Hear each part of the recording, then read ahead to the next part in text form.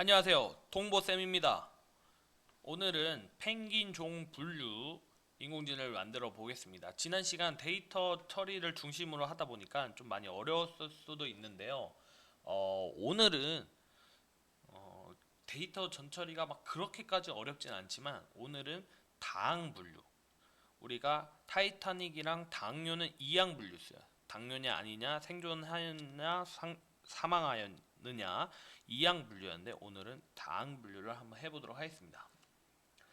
50년 동안 지구가 지금 계속 기온이 올라가죠. 온난화가 심각한 문제인데 이로 인해서 남극의 많은 동물들이 피해를 입고 있는데 가장 피해를 많이 받고 있는 게 바로 펭귄이라고 합니다. 특히 애기 펭귄 있잖아요. 애기 펭귄들이 그 방수 털이 다 자라지 않아 가지고 요 남극에서 눈이 와야 되는데 비가 와서 젖어서 많이 죽고 있다고 합니다. 네, 그래서 이제 펭귄 보호가 중요한데 또 여기 보면 왼쪽이 턱근 펭귄 있고 가운데가 젠투 펭귄 있고 또 아델리 펭귄이 있는데 요 펭귄 중에서는 지금 두 종은 위기 단계인데 심각 단계인데 멸종. 근데 또 한 펭귄은 이 서식지가 좁다 보니까 극한의 환경으로 뭐 이주를 했대요. 그랬더니 오히려 거기에는 이런 그 범고래라든지 자신을 공격하는 그런 동물들이 없어서 개체수가 더 늘었다고 하대요. 그래서 이 펭귄 종에 맞춰서 이 관리를 하는 게 중요합니다. 그러면서 우리는 오늘 서포트 벡터 머신과 또 KNN까지도 한번 알아보도록 하겠습니다. 그리고 이항 분류와 다항 분류의 차이에 대해서도 알아보도록 하겠습니다. 오늘 소프트 벡터 머신이랑 그 다음에 예,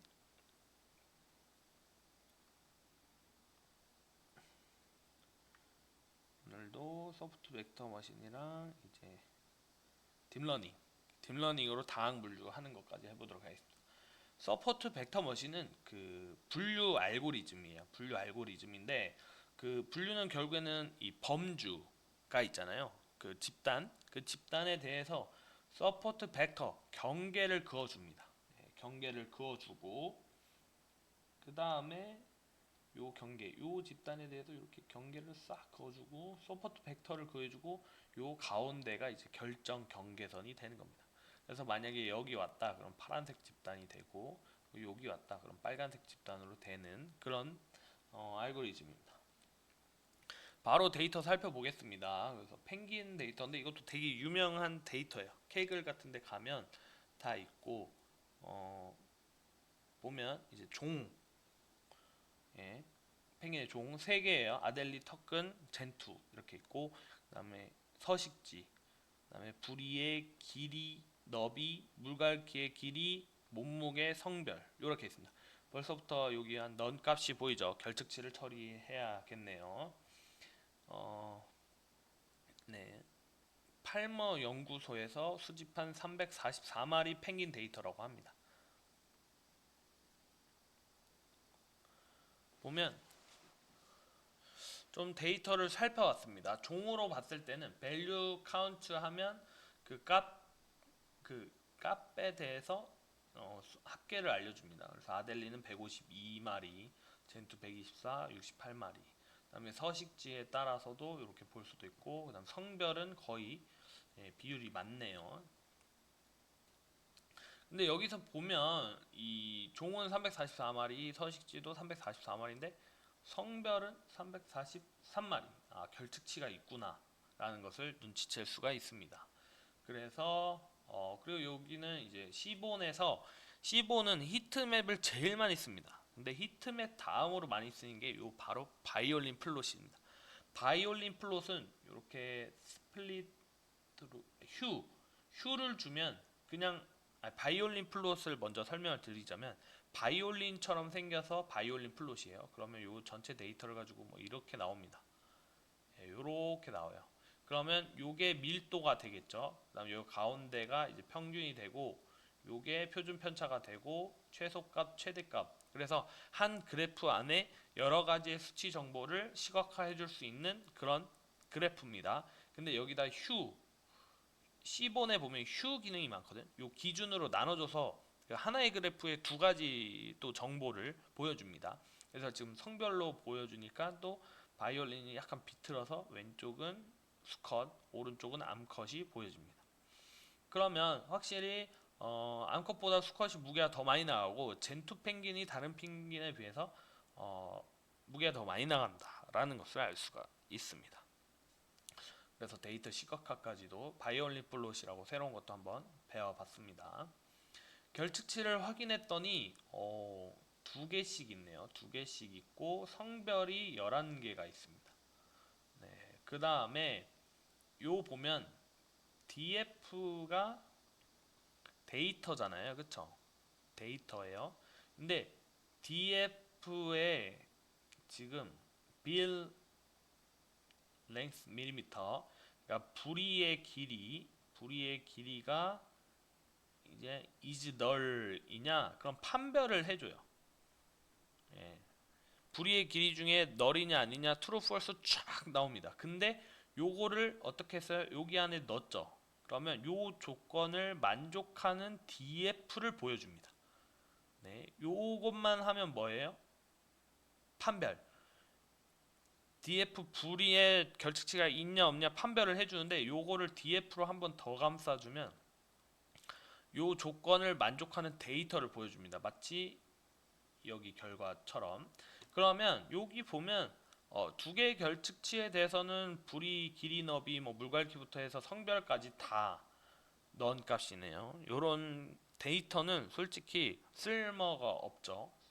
예, 요거는 뭐 처리할 수가 없습니다. 그래서 바로 드랍나, df 드랍나 하고 요 전에 했던 거죠. 그래서 요거랑 요거랑 똑같습니다. 인플레이스 true로 안 하면 요렇게 df에다 다시 저장해 주면 됩니다.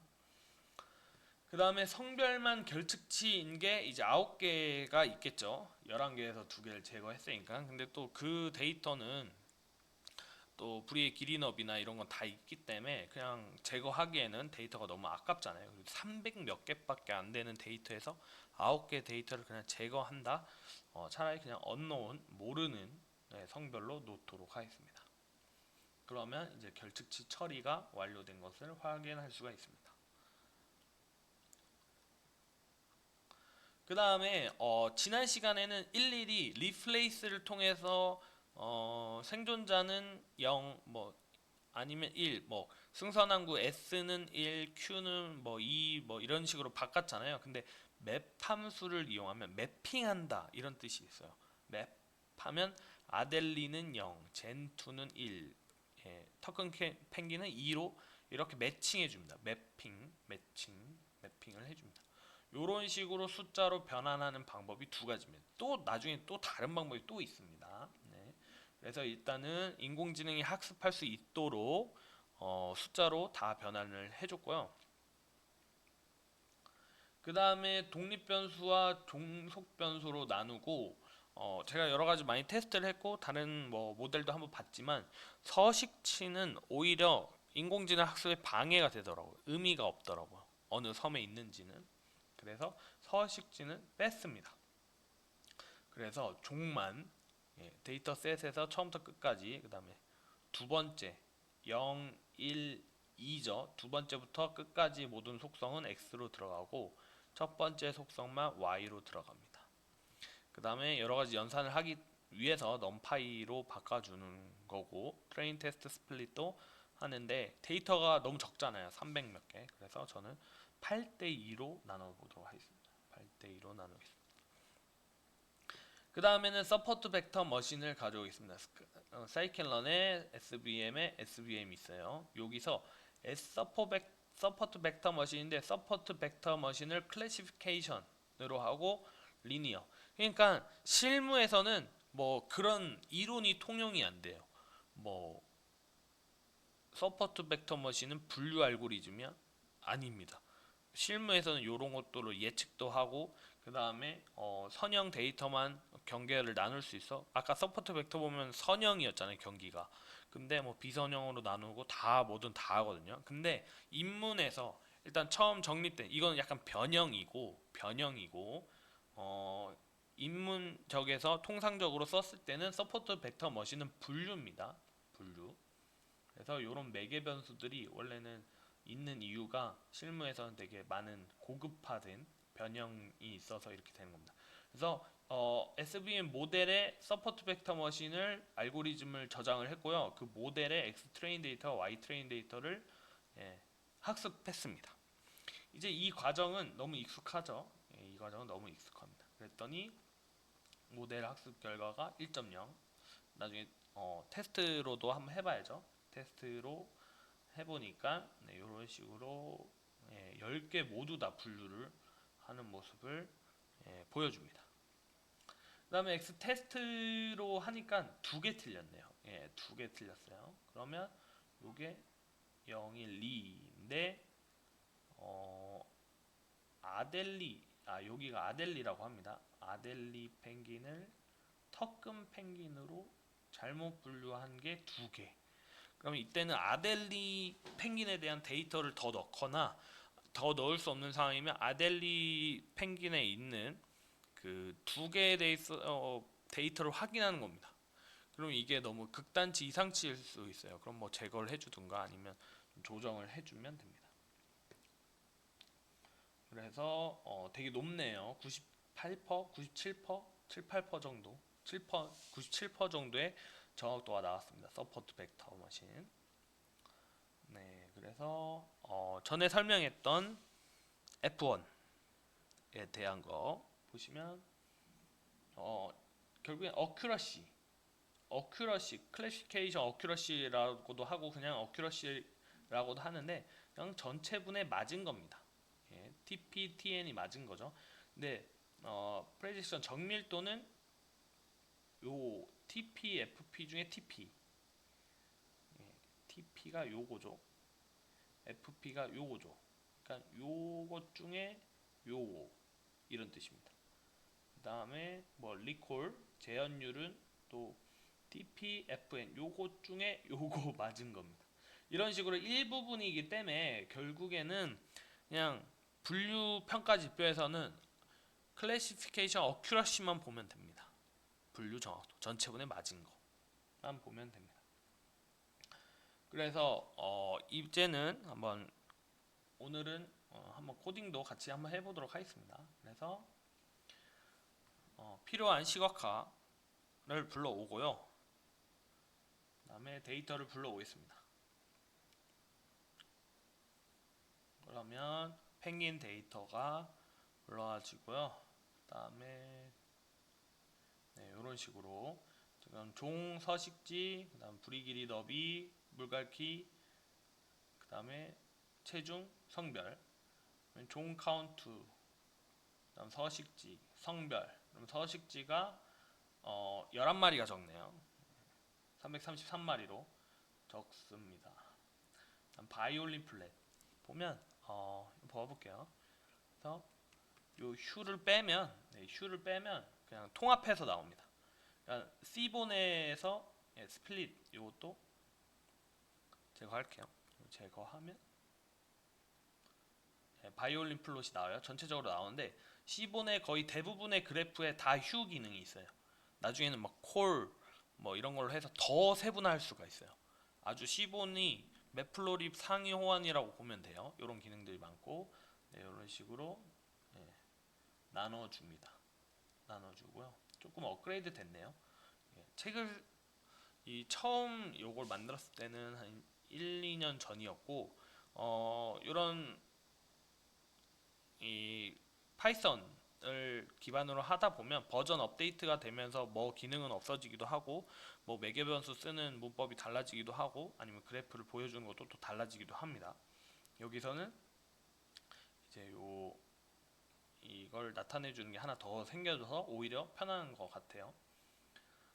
그래서 카운트를 보면 결측치가 있는 것을 확인할 수가 있습니다. 네, 그리고 제가 아까 말씀드렸던 거 중요하게 여기는 거 보시면 df bill length 밀입니다. 그러니까 부리의 길이가 is null이냐 했을 땐 true false 판별만 해주는데 df를 해주면 요 조건에 만족하는 null인 데이터를 보여줍니다. 요 데이터고 요거는 그냥 제거를 해야겠구나. 그래서 제거를 해줍니다. 제거를 해주고 나머지 2개가 제거되고 9개 성별 모르는 것에 대해서는 그냥 모름 요렇게 넣어도 됩니다. 굳이 뭐 남자가 수컷이 더 많으니까 수컷으로 넣어야 된다. 아니면 이거 모르니까 무조건 제거해야 된다 이러기보다는 그냥 이렇게 넣는 것도 하나의 방법입니다. 그럼 모든 데이터의 개수가 342개 이렇게 데이터 전처리가 됐고요. 그동안은 012 리플레이스로 일일이 3줄 막 3줄씩 써줬잖아요. 그것보다는 이렇게 맵 함수를 이용하면 할 수가 있습니다. 근데 이거 스펠링 잘 또 틀리면 여기서 또 꼬입니다. 이러면 그냥 위에서부터 차근차근히 다시 실행해야 되고 오타 잘 찾아야 됩니다. 그래서 숫자로 만들어줬고 독립변수와 종속변수로 나눠주고 그 다음에 이 numPy로 나눠줍니다. 그 다음에 8대2로 트레인 데이터와 테스트 데이터로 나눴고요. 그 다음에 서포트 벡터 머신 알고리즘을 저장해서 트레인 X 데이터와 트레인 Y 데이터로 한번 해봤습니다. 그 다음에 X 트레인도 의미가 있지만 X 테스트 데이터도 한번 해보겠습니다. 테스트 데이터로 하면 97%, 97.1 진짜 높죠. 그래서 펭귄 데이터에 대해서는 서포트 벡터 머신이 정말 좋은 것 같네요. 여기서 볼 땐 다 맞췄네요. 다 맞췄는데 뭐 한 2개 정도 틀렸다고 합니다. 이거는 2개 틀렸죠. 그래서 저번 시간보다는 확실히 좀 쉬운 예제를 좀 가져와서 이번에는 좀 다항 분류를 해봤습니다. 그래서 새로운 서포트 벡터 머신이라는 분류 알고리즘도 알아봤고요. 네, 오늘은 여기까지 하고 다음 시간엔 다항 분류 딥러닝을 한번 해보도록 하겠습니다. 이상 동보쌤이었습니다.